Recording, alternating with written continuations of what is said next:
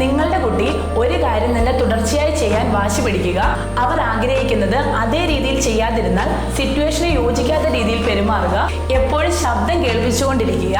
കുട്ടികളിലെ ഇങ്ങനെയുള്ള ബിഹേവിയേഴ്സിനെ കുറിച്ചാണ് നമ്മൾ ഇന്ന് ഡിസ്കസ് ചെയ്യാൻ പോകുന്നത്. കിഡ്സ്വേയിൽ നിന്ന് അനുവാണ്. പോകാം ഇന്നത്തെ വീഡിയോയിലേക്ക്.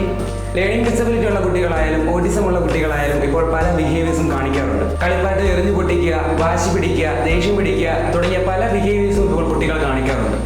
മെയിൻലി 4 ബിഹേവിയേഴ്സ് ആണ് കാണിക്കാറുള്ളത്. അതിൽ ആദ്യത്തേത് എസ്കേപ്പ് ബിഹേവിയർ.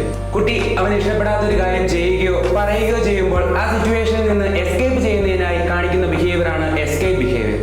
കോമൺ ആയിട്ട് ലേണിംഗ് ഡിസബിലിറ്റി ഉള്ള കുട്ടികളിലും ഓട്ടിസം ഉള്ള കുട്ടികളിലും കാണപ്പെടുന്ന ഒരു ബിഹേവിയർ ആണിത്.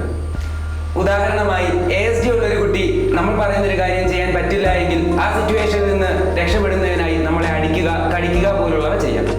രണ്ടാമതായിട്ടുള്ളത് അറ്റൻഷൻ സീക്കിംഗ്. അറ്റൻഷൻ സീക്കിംഗ് എന്നാൽ പേരൻസോ അധ്യാപകരോ ആരോടെങ്കിലും സംസാരിക്കുകയാണ് എങ്കിൽ കുട്ടി അവരെ ഇന്ററപ്റ്റ് ചെയ്യുന്നു. കുട്ടിയെ ശ്രദ്ധിക്കാതിരുന്നാൽ അവൻ വാശി പിടിക്കും. മറ്റുള്ളവരുടെ ശ്രദ്ധ നേടുന്നതിനായി അവൻ കാണിക്കുന്ന ഈ ബിഹേവിയർ ആണ് അറ്റൻഷൻ സീക്കിംഗ്. അടുത്തതാണ് ടാഞ്ചിബിൾ ബിഹേവിയർ. ഇതെന്ന് വെച്ചാൽ കുട്ടി അവൻ ആവശ്യമുള്ള ഒരു സ്പെസിഫിക് തിങ് കിട്ടുന്നതിനായി കാണിക്കുന്ന ഒരു തരം ബിഹേവിയർ ആണ് ഇത്. ഉദാഹരണമായി കുട്ടി ഒരു ടോയ് ലഭിക്കുന്നതിനായി നിലവിളിക്കുകയോ നിലത്ത് വീണ് കിടക്കുകയോ ചെയ്യാം. അവൻ ആവശ്യമുള്ള ഒരു വസ്തു കിട്ടുന്നതിനായി അവൻ കാണിക്കുന്ന ഈ ബിഹേവിയർ ആണ് ടാഞ്ചിബിൾ ബിഹേവിയർ. അടുത്തത് സെൻസറി സീക്കിംഗ് ബിഹേവിയർ.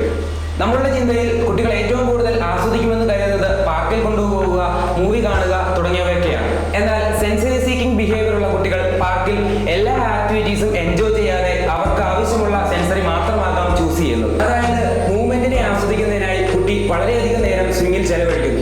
അവിടെ നിന്ന് മറ്റൊരു ആക്ടിവിറ്റിയിലേക്ക് ചേഞ്ച് ചെയ്യാൻ കുട്ടി വളരെയധികം എതിർപ്പ് പ്രകടിപ്പിക്കുന്നു. ഒരു കുട്ടി അവന്റെ ബിഹേവിയർ കാണിക്കുന്നത് അവരുടെ ഓരോ നീഡിനെ അടിസ്ഥാനമാക്കി ആയിരിക്കും.